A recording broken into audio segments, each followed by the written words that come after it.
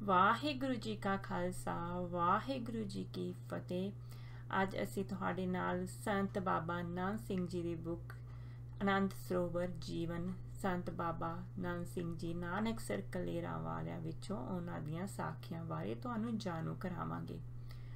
ਤੇ ਸੰਤ ਬਾਬਾ ਨਾਨਕ ਸਿੰਘ ਜੀ ਦੀ ਆਤਮਕ ਲਗਨ ਇਹਨਾਂ ਦਿਨਾਂ ਦੀ ਗੱਲ ਹੈ ਕਿ ਜਦ ਕਿ ਬਾਲਕ 5 ਕੁ ਵਰਿਆਂ ਦਾ ਸੀ ਕਿ ਰਾਤ ਕਥਾ ਵਿੱਚ ਬੂੜੇ ਅਰਥਾਤ ਬਾਬਾ ਬੁੱਢਾ ਜੀ ਦੀ ਸਾਖੀ ਆਈ ਕਿ ਕਿਸ ਤਰ੍ਹਾਂ ਉਸ ਬੱਚੇ ਦੀ ਮਾਤਾ ਨੇ ਬਾਲਣ ਲੱਕੜਾਂ ਮੰਗਾਈਆਂ ਤੇ ਅੱਗ ਲਾਉਣ ਵੇਲੇ ਛੋਟੀਆਂ ਤੇ ਪਤਲੀਆਂ ਲੱਕੜਾਂ ਨੂੰ ਪਹਿਲਾਂ ਅੱਗੇ ਕੀਤਾ ਤੇ ਇਸ ਤਰ੍ਹਾਂ ਉਹਨਾਂ ਨੂੰ ਛੇਤੀ ਅੱਗ ਲੱਗ ਗਈ। ਇਸ ਦਾ ਉਸ ਬਾਲਕ ਦੇ ਮਨ ਉੱਤੇ ਕਾਲ ਸੰਬੰਧੀ ਕੀ ਅਸਰ ਹੋਇਆ ਤੇ ਕਿਵੇਂ ਉਸਨੇ ਇਹ ਵਾਰਤਾ ਸ੍ਰੀ ਗੁਰੂ ਨਾਨਕ ਦੇਵ ਜੀ ਦੇ ਪਾਸ ਸੁਣਾਈ। ਜਦ ਕਿ ਕਰਤਾਰਪੁਰ ਦੇ ਜੰਗਲ ਵਿੱਚ ਬੱਕਰੀਆਂ ਚਾਰਦਿਆਂ ਉਸਨੂੰ ਉਹਨਾਂ ਦੇ ਦਰਸ਼ਨ ਦਾ ਸੁਭਾਗ ਪ੍ਰਾਪਤ ਹੋਇਆ ਤੇ ਕਿਵੇਂ ਬੱਚੇ ਦਾ ਨਾਮ ਗੁਰੂ ਸਾਹਿਬ ਨੇ ਪੁੱਛਿਆ ਤੇ ਉਸਨੇ ਬੂੜਾ ਦੱਸਿਆ ਤੇ ਗੁਰੂ ਜੀ ਨੇ ਕਿਹਾ ਕਿ ਉਹ ਹੈ ਤਾਂ ਜੇ ਬੱਚਾ ਪਰ ਗੱਲਾਂ ਕਰਦਿਆਂ ਬੁੱਢਿਆਂ ਵਾਂਗ ਸਿਆਣੀਆਂ ਤੇ ਕਿਵੇਂ ਉਸ ਨੂੰ ਕਾਲ ਦੇ ਭੈ ਤੋਂ ਬਚਣ ਲਈ ਨਿਰੰਕਾਰ ਦੀ ਹਜ਼ੂਰੀ ਵਿੱਚ ਰਹਿਣ ਦਾ ਉਪਦੇਸ਼ ਦਿੱਤਾ। ਇਹ ਸਾਖੀ ਦਾ ਸਾਡੇ ਬਾਲਕ ਤੇ ਡੂੰਘਾ ਅਸਰ ਹੋਇਆ। ਸੋਚਿਆ ਕਿ ਮੈਂ ਹੀ ਸਾਰਿਆਂ ਭਰਾਵਾਂ ਵਿੱਚ ਛੋਟਾ ਹਾਂ ਤੇ ਕਿਤੇ ਕਾਲ ਮੈਨੂੰ ਹੀ ਨਾ ਆ ਪਵੇ। ਨਿਰੰਕਾਰ ਕੌਣ, ਕਿਸ ਦੀ ਹਜ਼ੂਰੀ ਵਿੱਚ ਰਹਾਂ। ਫਿਰ ਕੁਝ ਸੋਝੀ ਪਈ ਕਿ ਅਸੀਂ ਛੋਟੇ ਵੱਡੇ ਸਭ ਸ੍ਰੀ ਗੁਰੂ ਗ੍ਰੰਥ ਸਾਹਿਬ ਜੀ ਨੂੰ ਹੀ ਮੱਥਾ ਟੇਕਦੇ ਹਾਂ ਤਾਂ ਤੇ ਨਿਰੰਕਾਰ ਇਹੋ ਹੀ ਹੈ। ਇਸ ਪਰ ਬਾਲਕ ਨੇ ਦਿਨੇ ਰਾਤ ਗੁਰੂ ਗ੍ਰੰਥ ਸਾਹਿਬ ਜੀ ਦੇ ਪਾਸ ਹੀ ਰਹਿਣਾ ਸ਼ੁਰੂ ਕਰ ਦਿੱਤਾ। ਭਾਈ ਭਗਤ ਸਿੰਘ ਜੋ ਘਰ ਵਿੱਚ ਸਭ ਤੋਂ ਵੱਧ ਪਰਮਾਰਥ ਵੱਲ ਰੁਚੀ ਰੱਖਦੇ ਤੇ ਨਿੱਕੇ ਭਰਾ ਨਾਲ ਪਿਆਰ ਵੀ ਬਹੁਤ ਕਰਦੇ ਸਨ, ਨੇ ਵੀ ਨਾ ਟੋਕਿਆ। ਬਾਲਕ ਨੇ ਜਦ ਬਾਹਰ ਜਾਣਾ ਤਾਂ ਵੀ ਗੁਰੂ ਗ੍ਰੰਥ ਸਾਹਿਬ ਜੀ ਦੇ ਸਥਾਨ ਦਾ ਦ੍ਰਿਸ਼ ਆਪਣੀ ਅੱਖਾਂ ਅੱਗੇ ਰੱਖਣਾ ਤੇ ਇਸ ਢੰਗ ਨਾਲ ਹਜ਼ੂਰੀ ਵਿੱਚ ਰਹਿਣਾ। ਇੱਕ ਦਿਨ ਬਾਲਕ ਨੂੰ ਫੁਰਿਆ ਕਿ ਜਦ ਮੈਂ ਜਾਗਦਾ ਹਾਂ ਤਾਂ ਤੇ ਨਿਰੰਕਾਰ ਗੁਰੂ ਗ੍ਰੰਥ ਸਾਹਿਬ ਜੀ ਦੀ ਹਜ਼ੂਰੀ ਵਿੱਚ ਠੀਕ ਰਹਿੰਦਾ ਹਾਂ, ਪਰ ਜਦ ਮੈਂ ਸੌਂ ਜਾਂਦਾ ਹਾਂ ਤਾਂ ਉਸ ਸਮੇਂ ਤਾਂ ਕਾਲ ਦਾ ਪੈ ਜ਼ਰੂਰ ਹੈ। ਪਿੰਡ ਦੇ ਬਾਹਰ ਬਾਗ ਵਿੱਚ ਇੱਕ ਖੂਹ ਲੱਗਾ ਹੋਇਆ ਸੀ ਤੇ ਰਾਤ ਨੂੰ ਬਾਲਕ ਦੇ ਚੁੱਪ ਚਪੀਤੇ ਉੱਥੇ ਚਲੇ ਜਾਣਾ ਸ਼ੁਰੂ ਕਰ ਦਿੱਤਾ ਤੇ ਖੂਹ ਦੀ ਲਟੈਨ ਤੇ ਬਹਿ ਜਾਣਾ ਤਾਂ ਜੋ ਖੂਹ ਵਿੱਚ ਡਿੱਗਣ ਦਾ ਡਰ ਨੀਂਦ ਤੋਂ ਰੋਕੀ ਰੱਖੇ। ਖਬਰ ਮਿਲਣ ਤੋਂ ਭਰਾ ਜੀ ਨੇ ਇੱਕ ਰਾਤ ਭਾਲ ਕੀਤੀ ਤਾਂ ਖੂਹ ਦੀ ਲਟੈਨ ਤੇ ਜਾ ਪਕੜਿਆ। ਕਾਰਨ ਪਤਾ ਲੱਗਣ ਤੇ ਸਮਝਾਇਆ ਕਿ ਇਵੇਂ ਡਰਨ ਦੀ ਲੋੜ ਨਹੀਂ, ਰਾਤ ਨੂੰ ਗੁਰੂ ਗ੍ਰੰਥ ਸਾਹਿਬ ਜੀ ਦਾ ਧਿਆਨ ਕਰਕੇ ਪਹਿਲੀ ਪੌੜੀ ਦਾ ਪਾਠ ਕਰਦਾ ਕਰਦਾ ਸੋ ਜਾਇਆ ਕਰ। ਸੋ ਬਾਲਕ ਇਵੇਂ ਹੀ ਕਰਨ ਲੱਗ ਪਿਆ। ਇੱਕ ਹੋਰ ਘਟਨਾ ਕੁਛ ਦਿਨਾਂ ਪਿੱਛੋਂ ਇਉਂ ਵਾਪਰੀ। ਇੱਕ ਦਿਨ ਬਾਲਕ ਭਰਾ ਜੀ ਵਾਸਤੇ ਛਾਵੇਲਾ ਲੈ ਕੇ ਗਿਆ ਜਿੱਥੇ ਉਹ ਆਪਣੀ ਪੈਲੀ ਵਿੱਚ ਹਲ ਵਾਹ ਰਹੇ ਸੀ। ਭਰਾ ਜੀ ਨੇ ਪ੍ਰਸ਼ਾਦ ਛਕਣ ਲਈ ਬੈਠਣ ਲੱਗਿਆਂ ਬਾਲਕ ਨੂੰ ਕਿਹਾ ਕਿ ਉਹ ਉਹਨਾਂ ਚਿਰ ਜਰਾ ਬਲਦਾਂ ਨੂੰ ਹੱਕੇ। ਹੁਕਮ ਮੰਨ ਕੇ ਬਾਲਕ ਬਲਦ ਹਰਨ ਲੱਗ ਗਿਆ। ਹੱਕਦਿਆਂ ਪੈਲੀ ਤੋਂ ਜਿੰਨਾ ਚਿਰ ਮੂੰਹ ਰਿਹਾ ਉਹਨਾਂ ਤਾਂ ਬਲਦਾਂ ਨੂੰ ਟੋਰਦਾ ਗਿਆ, ਪਰ ਜਦ ਬਲਦ ਦੂਜੇ ਅਰਥਾਤ ਉਲਟੇ ਪਾਸੇ ਨੂੰ ਟੁਰਨ ਲੱਗ ਗਏ ਤਾਂ ਘਰ ਵੱਲ ਪਿੱਠ ਹੋਣੀ ਹੀ ਸੀ, ਇਸ ਤੇ ਨਿੱਕਾ ਖਲੋ ਗਿਆ। ਜਦ ਇਸ ਤਰ੍ਹਾਂ ਖਲੋ ਜਾਣ ਦਾ ਕਾਰਨ ਭਰਾ ਜੀ ਨੇ ਪੁੱਛਿਆ ਤਾਂ ਬੜੀ ਸਰਲਤਾ ਨਾਲ ਉੱਤਰ ਦਿੱਤਾ ਕਿ ਇੱਧਰ ਚੱਲਣ ਨਾਲ ਸ੍ਰੀ ਗੁਰੂ ਗ੍ਰੰਥ ਸਾਹਿਬ ਜੀ ਵੱਲ ਪਿੱਠ ਹੁੰਦੀ ਹੈ ਜੋ ਘਰ ਵਿੱਚ ਪ੍ਰਕਾਸ਼ ਸਨ। ਭਰਾ ਭਗਤ ਸਿੰਘ ਬੜੇ ਸਿਆਣੇ ਸਨ, ਝਟ ਤਾੜ ਗਏ ਕਿ ਨਿੱਕੇ ਨੂੰ ਤਾਂ ਕੋਈ ਦੈਵੀ ਲਗਨ ਹੈ। ਉਸ ਵੇਲੇ ਤਾਂ ਚੁੱਪ ਰਹੇ, ਪਰ ਫੇਰ ਬੜੇ ਪਿਆਰ ਦੀਆਂ ਗੱਲਾਂ ਕਰਕੇ ਨਿੱਕੇ ਨੂੰ ਘਰ ਟੋਰ ਦਿੱਤਾ। ਕੁਝ ਚਿਰ ਪਿੱਛੋਂ ਆਪ ਹੀ ਦੈਵੀ ਸ਼ਕਤੀ ਨੇ ਬਾਲਕੇ ਨੂੰ ਸੋਝੀ ਪਾਈ ਕਿ ਜਿਵੇਂ ਸੌਣ ਲੱਗਿਆ ਉਹ ਧਿਆਨ ਕਰਦਾ ਹੈ, ਉਵੇਂ ਹੀ ਹਰ ਸਮੇਂ ਗੁਰੂ ਗ੍ਰੰਥ ਸਾਹਿਬ ਜੀ ਨੂੰ ਆਪਣੇ ਧਿਆਨ ਵਿੱਚ ਰੱਖੇ। ਇਸ ਤੋਂ ਸਿੱਧ ਹੁੰਦਾ ਹੈ ਕਿ ਪਰਮਾਰਥ ਦੀ ਰੁਚੀ ਤੇ ਸੂਝ ਮੁੱਢ ਤੋਂ ਹੀ ਪ੍ਰਗਟ ਹੋ ਰਹੀ ਸੀ। ਅਖਾਣ ਵੀ ਠੀਕ ਕਹਿੰਦਾ ਹੈ, ਹਰੇ ਹਰੇ ਬਿਰਵੇ ਕੋ ਹੋਤ ਚਿਕਨੇ ਪਾਤ। ਕਿਸ਼ੋਰ ਅਵਸਥਾ ਇਹੋ ਕਾਰਨ ਸੀ ਕਿ ਬਾਲਕ ਉਮਰ ਅਨੁਸਾਰ ਭਾਵੇਂ ਆਪਣੇ ਹਾਣੀਆਂ ਨਾਲ ਖਿੰਦੋ ਖੁੰਡੀ ਤੇ ਕੌਡੀ ਆਦਿ ਖੇਡਾਂ ਵਿੱਚ ਹਿੱਸਾ ਲੈਂਦਾ, ਪਰ ਬਹੁਤਾ ਰੌਲੇ ਗੌਲੇ ਤੋਂ ਕੰਨੀ ਕਤਰਾਉਂਦਾ। ਛੋਟੀ ਆਯੂ ਤੋਂ ਸੁਭਾਅ ਵੀ ਚੰਗਾ, ਨਿੱਘਾ ਤੇ ਸਤੋਗਨੀ ਤੇ ਬਿਰਤੀ ਭਿੰਨੀ ਸੀ। ਇਸ ਕਾਰਨ 10-12 ਵਰ੍ਹਿਆਂ ਦੀ ਉਮਰ ਵਿੱਚ ਹੀ ਮੁੰਡਿਆਂ ਨੇ ਬਾਬੇ ਦੀ ਅਲ ਪਾ ਦਿੱਤੀ। ਜਰਾ ਹੋਰ ਵਡੇਰੀ ਉਮਰ ਹੋਣ ਤੇ ਮੇਲੇ ਮਸਾਂਦਿਆਂ ਵਿੱਚ ਆਪਣੇ ਹਮਜੋਲੀਆਂ ਨਾਲ ਚਲੇ ਤਾਂ ਜਾਣਾ, ਖਾਸ ਕਰਕੇ ਛਪਾਰ ਦੇ ਪ੍ਰਸਿੱਧ ਮੇਲੇ ਤੇ, ਪਰ ਉੱਥੇ ਵੀ ਨੀਵੀਂ ਪਾਈ ਰੱਖਣੀ। ਕਦੇ ਕਿਸੇ ਨਾਲ ਲੜਨਾ ਭਿੜਨਾ ਨਹੀਂ, ਜਿੱਦ ਨਹੀਂ ਕਰਨੀ, ਅੜਨਾ ਨਹੀਂ। ਖੁਸ਼ ਦਿਲ ਹੋਣ ਕਰਕੇ ਹਾਸਾ ਠੱਠਾ ਵੀ ਕਰ ਲੈਣਾ, ਪਰ ਲੋੜ ਪੈਣ ਤੇ ਤਕੜੀ ਤਾੜਨਾ ਕਰਨ ਤੋਂ ਵੀ ਨਾ ਝਿਜਕਣਾ ਤੇ ਆਪਣੀ ਅਣਖ ਭਰੀ ਗੰਭੀਰਤਾ ਵਿੱਚ ਰਹਿਣਾ। ਮੱਥੇ ਤੇ ਨੀ ਇੱਕ ਅਨੋਖੀ ਚਮਕ ਹੁੰਦੀ ਸੀ, ਜਿਸ ਕਰਕੇ ਸਭ ਹਾਣੀਆਂ ਤੇ ਵਿਲੱਖਣ ਰੁਅਬ ਪਿਆ ਰਹਿੰਦਾ ਸੀ। ਉਹਨਾਂ ਭਲਿਆਂ ਸਮਿਆਂ ਵਿੱਚ ਪਿੰਡ ਦਾ ਜੀਵਨ ਬੜਾ ਪਿਆਰ ਭਰਿਆ ਹੁੰਦਾ। ਈਰਖਾ ਦਵੈਖ ਬਹੁਤ ਘੱਟ ਸੀ। ਹੁਣ ਦੀ ਤੜੇਪੰਦੀ ਤੇ ਫਿਰਕੂ ਖਿੱਚੋਤਾਣ ਵੀ ਨਹੀਂ ਸੀ, ਨਾ ਕੋਈ ਹੋਰ ਸਿੱਖ ਹਿੰਦੂ ਮੁਸਲਮਾਨ ਦੇ ਝਗੜੇ। ਪਿੰਡ ਦੇ ਲੋਕ ਇੱਕ ਟੱਬਰ ਵਾਂਗ ਰਹਿੰਦੇ ਤੇ ਇੱਕ ਦੂਜੇ ਦੇ ਦੁੱਖ ਸੁੱਖ ਵਿੱਚ ਸਹਾਈ ਹੁੰਦੇ। ਸ਼ੇਰਪੁਰੇ ਜਿੱਥੇ ਬਹੁਤੀ ਆਬਾਦੀ ਹੀ ਸਿੱਖਾਂ ਦੀ ਸੀ, ਇੱਥੇ ਤਾਂ ਕੀ ਝਗੜੇ ਹੋਣੇ ਸੀ। ਇਸ ਲਈ ਸਾਰੇ ਮੁੰਡੇ ਸਿੱਖਾਂ, ਬਾਹਮਣਾਂ, ਮੁਸਲਮਾਨਾਂ ਦੇ ਇਕੱਠੇ ਹੀ ਖੇਡਿਆ ਕਰਦੇ ਸਨ।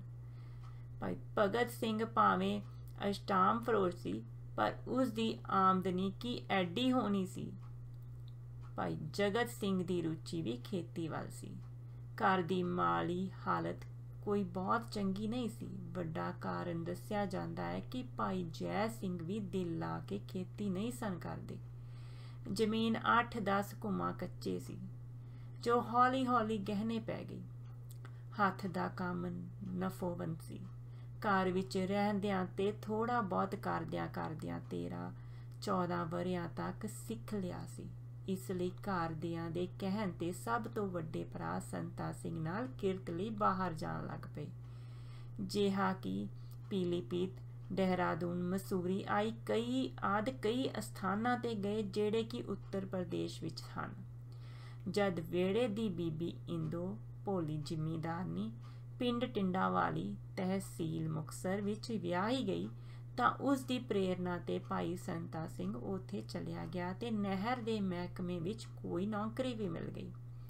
ਵੱਡੇ ਭਰਾ ਜੀ ਦੇ ਬੁਲਾਉਣ ਤੇ ਇਹ ਵੀ ਟਿੰਡਾਵਾਲੀ ਚਲੇ ਗਏ। ਇਸ ਸਮੇਂ ਦੀ ਉਮਰ 20 ਵਰ੍ਹੇ ਦੀ ਦੱਸੀ ਜਾਂਦੀ ਹੈ। ਟਿੰਡਾਵਾਲੀ ਜਾ ਕੇ ਵੀ ਲਗਨ ਕੰਮ ਦੀ ਥਾਂ ਤਪੱਸਿਆ ਵਿੱਚ ਹੋਰ ਵੀ ਲੱਗ ਗਈ। ਵਿਹੜੇ ਵਿੱਚ ਇੱਕ 10-15 ਮਣਾ ਕੱਚਿਆਂ ਦਾ ਕੁੰਡ ਜਾਂ ਕਹਾੜਾ ਪਿਆ ਹੁੰਦਾ। ਉਸ ਨੂੰ ਪਾਣੀ ਨਾਲ ਭਰ ਲੈਣਾ ਅਤੇ ਉਸ ਵਿੱਚ ਬੈਠ ਕੇ ਆਪਣੀ ਬਿਰਤੀ ਨੂੰ ਜੋੜਨਾ। ਆਪਣਾ ਪਹਿਰਾਵਾ ਬੜਾ ਮੋਟਾ ਠੁੱਲਾ ਰੱਖਣਾ, ਸਿਰ ਤੇ ਭਈ ਭੂਰਾ ਅਤੇ ਬੁੱਕਲ ਵੀ ਭੂਰੇ ਦੀ ਮਾਰ ਲੈਣੀ।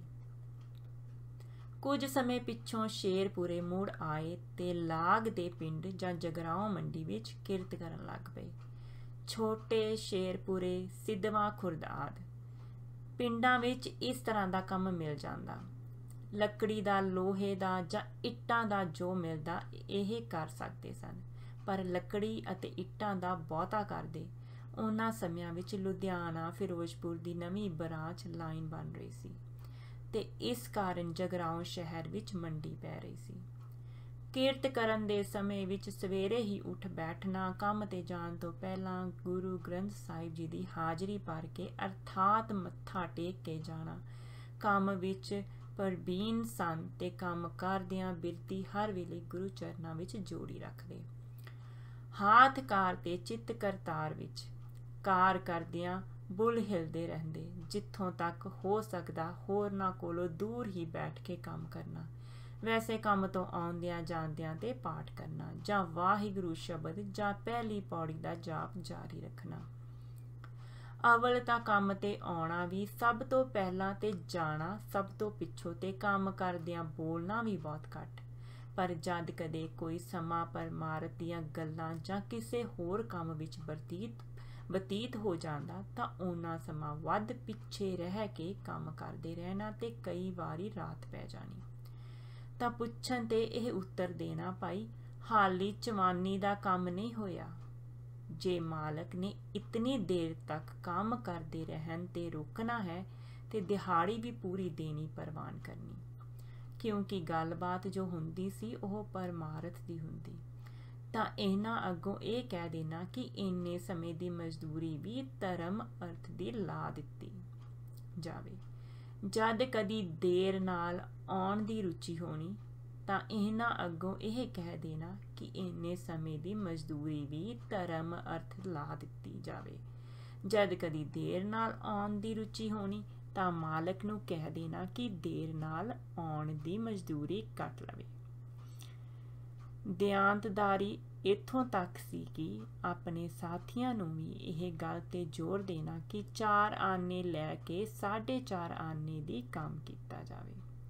उन्हां दिनां विच इन्नी ही दिहाड़ी हुंदी सी।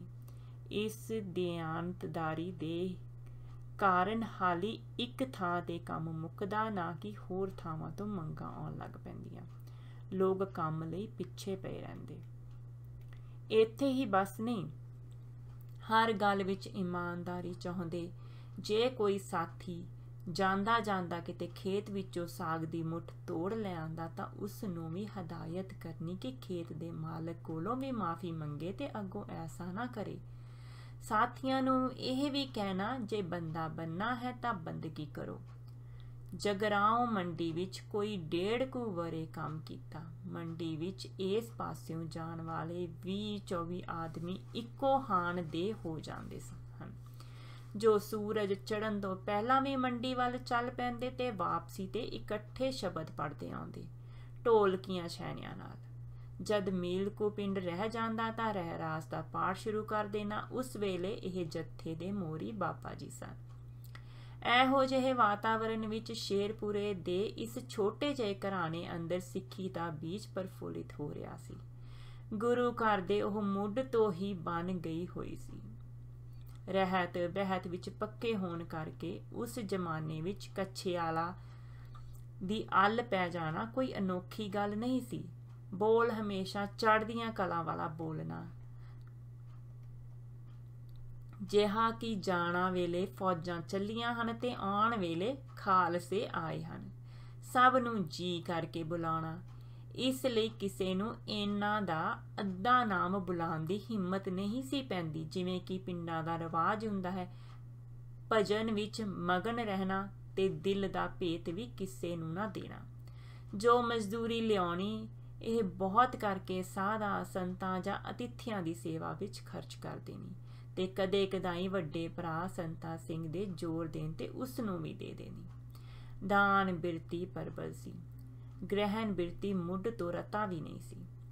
सगों त्यागी ते वैराग वाल रुचि गल गल तो प्रगट हुंदी। वैराग दी ये हालत कि किन्ना फिर यह ही गुनगुनाउंदे रहना, यह दुनिया सुहावा बाग एक दिन छड्डना पऊ। रात नूं जद सारियां टिक जाना तां घरों बाहर निकल जाना ते अभ्यास करना।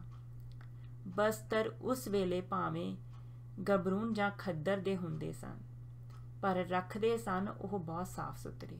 सर्दियां विच रूह वाली पतली जही तलाई पा लैनी ते इसकी बुक्कल मार के भजन विच मस्त रहना। सब तो छोटे होने करके माता जी भी कुदरती बहुत प्यार करते ते यह भी माता जी का हद तो वध सत्कार करते। उन्हां नूं रता भी औखा होण देना नहीं सन चाहुंदे, इत्थों तक कि उन्हां दी मदद लई नाल ਚੱਕੀ ਪੀਹਣ ਲੱਗ ਜਾਣਾ। ਸ਼ੇਰਪੁਰੇ ਤੋਂ 4 ਕੁ ਮੀਲ ਤੇ ਸਿੱਧਵਾਂ ਖੁਰਦ ਸਿੱਧਵਾਂ ਖਾਸ ਦਾ ਨਗਰ ਹੈ। ਹਕੀਮ ਜਵਾਹਰ ਸਿੰਘ ਨਾਰਾਇਣ ਸਿੰਘ ਇੱਥੋਂ ਦੇ ਉੱਗੇ ਜ਼ਿਮੀਂਦਾਰ ਸਨ। ਹਕੀਮ ਜਵਾਹਰ ਸਿੰਘ ਜੀ ਦਾ ਇੱਕ ਬਗੀਚਾ ਸੀ, ਜਿਸ ਅੰਦਰ ਹਕੀਮ ਜੀ ਨੇ ਇੱਕ ਪੱਕੀ ਕੁਟੀਆ ਜਿਹੀ ਬਣਾ ਰੱਖੀ ਸੀ, ਜੋ ਹਾਲੀ ਤੱਕ ਮੌਜੂਦ ਹੈ। ਇੱਥੇ ਸਾਧੂ ਸੰਤ ਮਹਾਤਮਾ ਨਿਰਮਲੇ ਉਦਾਸੀ ਆਦਿ ਆਣ ਕੇ ਠਹਿਰ ਜਾਇਆ ਕਰਦੇ। ਦੁਪਹਿਰ ਵੇਲੇ ਦਾ ਪ੍ਰਸ਼ਾਦਾ ਤਾਂ ਇਹ ਲੋਕ ਪਿੰਡ ਵਿੱਚੋਂ ਮਧੂਕੜੀ ਕਰਕੇ ਅਰਥਾਤ ਪਿੱਛਾ ਦੁਆਰਾ ਲੈ ਆਉਂਦੇ, ਪਰ ਰਾਤ ਦਾ ਅੰਨ ਪਾਣੀ ਹਕੀਮ ਹੋਰਾਂ ਦੇ ਘਰੋਂ ਆ ਜਾਂਦਾ। ਹਕੀਮ ਜੀ ਦੇ ਨਜ਼ਦੀਕੀ ਸਰਦਾਰ ਨਰੈਣ ਸਿੰਘ ਦੇ ਘਰ ਕੁਝ ਚਿਰ ਕੰਮ ਤੇ ਲੱਗੇ ਰਹੇ, ਪਰ ਸੰਗਤ ਕਰਨੀ ਹਕੀਮ ਜੀ ਦੀ ਰਾਤ ਨੂੰ ਕੁਟੀਆ ਵਿੱਚ ਕਥਾ ਵਾਰਤਾ ਹੁੰਦੀ, ਜਿਸ ਨੂੰ ਸੁਣਨ ਲਈ ਖਾਸ ਤੌਰ ਤੇ ਇਹ ਠਹਿਰ ਜਾਇਆ ਕਰਦੇ ਸਨ। ਸੁਭਾਅ ਭਾਵੇਂ ਮਾਤਾ ਜੀ ਤੇ ਗਿਆ, ਪਰ ਮੁਹਾਂਦਰਾ ਤੇ ਰੰਗ ਰੂਪ ਪਿਤਾ ਜੀ ਤੇ ਸੀ। ਸਰੀਰ ਵੀ ਚੰਗੇ ਢੀਲ ਵਾਲਾ, ਜੁੱਸਾ ਤਕੜਾ ਸ਼ੁਰੂ ਤੋਂ ਹੀ, ਪਰ ਅਭਿਆਸ ਬਹੁਤ ਕਰਨ ਨਾਲ ਤੇ ਸਾਰਾ ਦਿਨ ਕੰਮ ਦੀ ਥਕਾਵਟ ਕਾਰਨ ਸਰੀਰ ਕਮਜ਼ੋਰੀ ਪਾਸਣ ਲੱਗ ਪਈ ਤਾਂ ਹਕੀਮ ਜੀ ਨੇ ਮਿਸ਼ਰੀ ਉੱਤੇ ਕਪਲਾ ਗਊ ਦੇ ਦੁੱਧ ਦੀਆਂ ਧਾਰਾਂ ਮਾਰ ਕੇ ਪੀਣ ਲਈ ਦੱਸਿਆ। ਇਸ ਤਰ੍ਹਾਂ ਸਰੀਰ ਵਿੱਚ ਜਰਾ ਫਰਕ ਤਾਂ ਪਿਆ, ਪਰ ਕੁਝ ਦਿਨਾਂ ਪਿੱਛੋਂ ਫੇਰ ਜਦ ਗੱਲ ਚੱਲੀ ਤਾਂ ਹਕੀਮ ਜੀ ਨੇ ਪਿਆਰ ਨਾਲ ਕਿਹਾ ਕਿ ਜਾਂ ਅਭਿਆਸ ਕਰੋ ਜਾਂ ਕੀਰਤ। ਉਹਨਾਂ ਦਿਨਾਂ ਵਿੱਚ ਇਹ ਬੇਬੇ ਇੰਦ ਕੌਰ ਪਤਨੀ ਸਰਦਾਰ ਹਰਨਾਮ ਸਿੰਘ ਜੀ ਦੇ ਘਰ ਲੱਕੜੀ ਦਾ ਕੰਮ ਕਰਦੇ ਸਨ। ਇਮਾਰਤ ਪੂਰੀ ਹੋ ਗਈ, ਪਰ ਐਵੇਂ ਫੁਟਕਲ ਜਿਹਾ ਕੰਮ ਹਾਲੀ ਅਜੇ ਬਾਕੀ ਸੀ, ਜਿਸ ਲਈ ਸੁੱਕੀ ਲੱਕੜੀ ਤਿਆਰ ਨਹੀਂ ਸੀ। ਹਕੀਮ ਜੀ ਦੀ ਗੱਲ ਦਿਲ ਵਿੱਚ ਖੁੱਭੀ, ਸੋ ਆਪਣੇ ਸੰਦਾਂ ਦਾ ਟੋਕਰਾ ਭਰਾਇਆ ਉੱਥੇ ਹੀ ਛੱਡ ਕੇ ਤੇ ਬੀਬੀ ਨੂੰ ਇਹ ਕਹਿ ਕੇ ਚਲੇ ਗਏ, ਚੰਗਾ ਬੇਬੇ, ਜਿਉਂਦਿਆਂ ਦੇ ਮੇਲੇ ਹਨ, ਬਾਕੀ ਫੇਰ ਸਹੀ। ਇਹ ਗੱਲ ਸੰਮਤ 1960 ਈਸਵੀ ਦੀ ਦੱਸੀ ਜਾਂਦੀ ਹੈ। ਇਸ ਤਿਆਗ ਦੀ ਨਹੀਂ, ਇੱਕ ਹੋਰ ਘਟਨਾ ਦੁਆਰਾ ਅੱਗੇ ਹੀ ਵੱਜ ਚੁੱਕੀ ਸੀ, ਕੇਵਲ ਇਸ ਮੌਕੇ ਦੀ ਹੀ ਉਡੀਕ ਹੋਵੇਗੀ।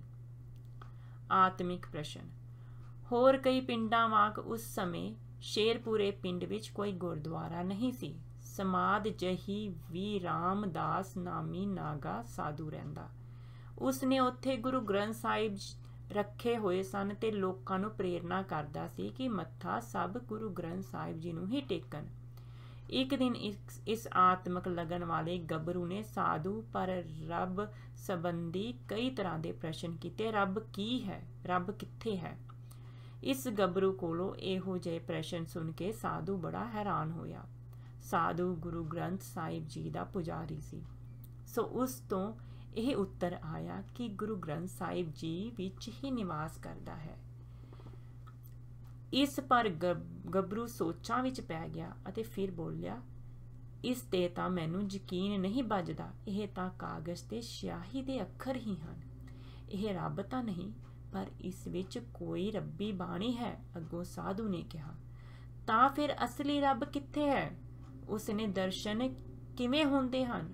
ਵੇਖਿਆ ਜੇ ਹੈ ਤਾਂ ਵਿਖਾਓ। ਹੋਰ ਸਵਾਲ ਕਰ ਦਿੱਤੇ ਤਾਂ ਸਾਧੂ ਬੋਲਿਆ, ਭਾਈ ਗੁਰਮੁਖਾ, ਤੂੰ ਬੜਾ ਸਿਆਣਾ ਹੈ, ਮੈਥੋਂ ਵੀ ਅਗਾਂਹ ਦੀਆਂ ਗੱਲਾਂ ਕਰਦਾ ਹੈ। ਆਤਮਕ ਸ਼ਕਤੀ ਹਜ਼ੂਰ ਸਾਹਿਬ ਵਿੱਚ ਨਿਵਾਸ ਕਰਦੀ ਹੈ। ਉਸੇ ਥਾਂ ਦੀ ਸੇਵਾ ਫਲਦੀ ਹੈ। ਜੇ ਤੈਨੂੰ ਰੱਬ ਦੇ ਮਿਲਣ ਦਾ ਇੰਨਾ ਸ਼ੌਂਕ ਹੈ ਤਾਂ ਉੱਥੇ ਜਾ। ਇਸ ਤੋਂ ਵੱਧ ਮੈਂ ਕੁਛ ਨਹੀਂ ਦੱਸ ਸਕਦਾ। ਉਸ ਵੇਲੇ ਤਾਂ ਗੱਲ ਮੁੱਕੀ, ਪਰ ਦਿਲ ਵਿੱਚ ਹਜ਼ੂਰ ਸਾਹਿਬ ਦੀ ਯਾਤਰਾ ਕਰਨ ਦੀ ਲਗਨ ਲੱਗ ਗਈ। ਗਿਰਸਤ ਮਾਰਗ। ਇਹਨਾਂ ਦਿਨਾਂ ਵਿੱਚ ਹੀ ਕੋਈ ਹੋਰ ਘਰੋਗੀ ਘਟਨਾ ਵਾਪਰੀ ਦੱਸੀ ਜਾਂਦੀ ਹੈ। ਭਾਈ ਭਗਤ ਚਲਾਣਾ ਕਰ ਗਿਆ। ਉਸ ਦਾ ਪੁੱਤਰ ਤਾਂ ਹੈ ਕੋਈ ਨਹੀਂ ਸੀ, ਕੇਵਲ ਇੱਕ ਇਸਤਰੀ ਸੀ ਜੋ ਵਿਧਵਾ ਹੋ ਗਈ। ਭਗਤ ਸਿੰਘ ਤੋਂ ਛੋਟਾ ਜਗਤ ਸਿੰਘ ਹਾਲੀ ਮੰਗਿਆ ਹੋਇਆ ਸੀ। ਲੋਕਾਂ ਦੇ ਕਹਿਣ ਤੇ ਜਾਂ ਵੈਸੇ ਘਰ ਵਿੱਚ ਇਹ ਮਤਾ ਪਕਾਇਆ ਜਾ ਰਿਹਾ ਹੈ ਕਿ ਭਗਤ ਸਿੰਘ ਦੀ ਵਿਧਵਾ ਇਹਨਾਂ ਦੇ ਘਰ ਵਸਾ ਦਿੱਤੀ ਜਾਵੇ। ਜਦ ਇਹ ਸਰੋਤ ਕਰਨੀ ਪਈ ਤਾਂ ਫਿਕਰ ਹੋਇਆ ਕਿ ਐਸਾ ਨਾ ਹੋਵੇ ਕਿਤੇ ਘਰ ਦੇ ਜੰਜਾਲ ਵਿੱਚ ਹੀ ਨਾ ਫਸ ਜਾਈਏ। ਗ੍ਰਹਿਸਤ ਦੀ ਪੰਜਾਲੀ ਇੱਕ ਵੇਰੀ ਕਿਸੇ ਦੇ ਗਲ ਵਿੱਚ ਪੈ ਜਾਏ ਤਾਂ ਫਿਰ ਲਾਉਣੀ ਔਖੀ ਹੋ ਜਾਂਦੀ ਹੈ। ਕਈਆਂ ਦੇ ਤਾਂ ਇਸਤਰੀ ਦਾ ਪ੍ਰੇਮ ਜਾਦੂ ਹੋ ਕੇ ਵਰਸਦਾ ਹੈ। ਸੋ ਹਾਲਾਂ ਇਹ ਮਤੇ ਪਕਾਏ ਹੀ ਜਾ ਰਹੇ ਸਨ ਕਿ ਇੱਕ ਦਿਨ ਮੂੰਹ ਹਨੇਰੇ ਦੀ ਬਿਨਾਂ ਕਿਸੇ ਨੂੰ ਖਬਰ ਦੇਣ ਦੇ ਘਰੋਂ ਖਿਸਕ ਟੁਰੇ। ਵੈਸੇ ਵੀ ਉਹ ਭੁਲਾਵਾ ਦੇ ਦਿਆ ਕਰਦੇ ਕਿ ਨਾ ਕਿਸੇ ਨੂੰ ਜਾਣ ਦਾ ਪਤਾ ਲੱਗੇ ਤੇ ਨਾ ਕੋਈ ਪੁੱਛੇ ਨਾ ਮਗਰ ਪਏ। ਹਰਿਮੰਦਰ ਸਾਹਿਬ। ਸ੍ਰੀ ਅੰਮ੍ਰਿਤਸਰ ਗੁਰੂ ਕੀ ਨਗਰੀ ਨੇ ਵੀ ਮਨ ਵਿੱਚ ਖਿੱਚ ਪਾਈ ਹੋਈ ਸੀ। ਇੱਥੇ ਪੁੱਜੇ ਕੋਈ ਖਾਸ ਵਾਕਫੀ ਤਾਂ ਨਹੀਂ ਸੀ। ਆਪਣੇ ਕਮਾਮ ਵਾਲਿਆਂ ਨਾਲ ਸਾਂਝ ਬਣਾਈ ਤੇ ਇਹ ਵਤੀਰਾ ਪਕੜਿਆ ਕਿ ਇੱਕ ਦਿਹਾੜੀ ਕੇਵਲ ਇੰਨਾ ਕੁ ਸਮਾਂ ਕੰਮ ਕਰਨਾ, ਜਿਸ ਦੇ ਨਾਲ 2 ਕੁ ਆਨੇ ਮਿਲ ਜਾਣ। ਇਹਨਾਂ 2 ਆਨਿਆਂ ਨਾਲ 4 ਦਿਨ ਪ੍ਰਸ਼ਾਦੇ ਦਾ ਗੁਜ਼ਾਰਾ ਕਰਨਾ ਤੇ ਬਾਕੀ ਸਾਰਾ ਸਮਾਂ ਹਰਿਮੰਦਰ ਸਾਹਿਬ ਦੀ ਪਰਿਕਰਮਾ ਵਿੱਚ ਪਾਠ ਤੇ ਸੇਵਾ ਕਰਦਿਆਂ ਬਤੀਤ ਕਰਨਾ। ਉਹ ਜ਼ਮਾਨਾ ਤਾਂ ਸਸਤਾ ਸੀ, ਪਰ ਫਿਰ ਵੀ ਰੋਜ਼ 2 ਪੈਸੇ ਦੀ ਖੁਰਾਕ ਕੀ ਹੁੰਦੀ ਹੈ। ਅਭਿਆਸ ਵੀ ਕੜਰਾ ਕਰਨਾ, ਇਸ ਲਈ ਸਰੀਰ ਬੜਾ ਨਿਰਬਲ ਹੋ ਗਿਆ ਤੇ ਕੰਮ ਕਰਨਾ ਵੀ ਔਖਾ ਪਾਸਣ ਲੱਗਾ। ਗੁਜ਼ਾਰਾ ਮੰਗ ਕੇ। ਬਾਬਾ ਜੀ ਦੀ ਆਪਣੀ ਜ਼ੁਬਾਨੀ। ਬਹੁਤ ਸੋਚ ਕੇ ਇਹ ਫੈਸਲਾ ਕੀਤਾ ਕਿ ਦੁਨੀਆ ਵਿੱਚ ਬਥੇਰੇ ਮੰਗ ਕੇ ਹੀ ਗੁਜ਼ਾਰਾ ਕਰ ਲੈਂਦੇ ਹਨ ਤੇ ਨਾਮ ਜਪਣ ਦੀ ਖਾਤਰ ਮੰਗ ਕੇ ਵੀ ਖਾ ਲਿਆ ਜਾਏ ਤਾਂ ਕੀ ਡਰ ਹੈ। ਇਹ ਧਾਰ ਕੇ ਸ਼ਹਿਰੋਂ ਬਾਹਰ ਚਲੇ ਗਏ ਤੇ ਹੌਲੀ ਹੌਲੀ ਦੂਰ ਇੱਕ ਪਿੰਡ ਜਾ ਨਿਕਲੇ। ਫਿਰ ਇਹ ਖਿਆਲ ਆਇਆ ਕਿ ਮੰਗਦੇ ਨੂੰ ਕਿਸੇ ਵੇਖ ਲਿਆ ਤਾਂ ਬੜੀ ਸ਼ਰਮ ਆਵੇਗੀ ਤੇ ਇਸ ਲਈ ਤੜਕੇ ਹੀ ਮੰਗਣ ਲਈ ਇੱਕ ਘਰ ਗਏ। ਅੱਗੇ ਜੱਟੀ ਰੋਟੀ ਪਕਾ ਰਹੀ ਸੀ। ਬੜੀ ਸਰਲਤਾ ਨਾਲ ਬਿਨਾਂ ਕਿਸੇ ਆਵਾਜ਼ਾਂ ਦੇਣ ਦੇ ਕਿਹਾ, ਮੈਂ ਰੋਟੀ ਖਾਣੀ ਹੈ। ਜੱਟੀ, ਜਿਸ ਨੇ ਪਹਿਲੀ ਰੋਟੀ ਹੀ ਤਵੇ ਤੇ ਪਾਈ ਸੀ, ਖਿੱਚ ਕੇ ਬੋਲੀ, ਅਜੇ ਰੋਟੀ ਤਵੇ ਤੇ ਪਾਈ ਹੈ, ਕੀ ਇਹ ਮੰਗਣ ਆ ਗਿਆ ਹੈ। ਮੈਨੂੰ ਤਾਂ ਇਹ ਗੱਲ ਬੜੀ ਚੁਭੀ, ਪਰ ਝੱਟ ਜੱਟ ਨੇ ਕਿਹਾ, ਭੈੜੀਏ ਮੰਗਣ ਗਿਆ ਸੋ ਮਾਰਿਆ, ਐਵੇਂ ਕੋਈ ਮੰਗਣ ਨਹੀਂ ਆਉਂਦਾ, ਇਸ ਨੂੰ ਜ਼ਰੂਰ ਰੋਟੀ ਦੇ, ਇਉਂ ਨਹੀਂ ਆਖੀਦਾ। ਸਾਨੂੰ ਜੱਟ ਦੀ ਗੱਲ ਤੀਹ ਵਾਂਗ ਵੱਜੀ ਤੇ ਸੋਚਿਆ ਕਿ ਮੈਂ ਮਰ ਗਿਆ ਹਾਂ, ਇੰਨਾ ਗਿਰ ਗਿਆ ਹਾਂ ਕਿ ਇਹ ਸੋਚਦਿਆਂ ਹੀ ਛਾਲ ਮਾਰ ਕੇ ਘਰੋਂ ਬਾਹਰ ਹੋ। ਵਿਚਾਰਿਆ ਕਿ ਮੰਗਣਾ ਨਹੀਂ, ਭਾਵੇਂ ਮਰ ਹੀ ਜਾਈਏ। ਪਰ ਜੱਟ ਤੇ ਜੱਟੀ ਸਾਡੇ ਪਿੱਛੇ ਆ ਕੇ ਕਹਿਣ ਲੱਗੇ, ਨਹੀਂ ਮਹਾਰਾਜ, ਪ੍ਰਸ਼ਾਦਾ ਜ਼ਰੂਰ ਛਕੋ। ਵਾਹਿਗੁਰੂ ਜੀ ਕਾ ਖਾਲਸਾ, ਵਾਹਿਗੁਰੂ ਜੀ ਕੀ ਫਤਿਹ।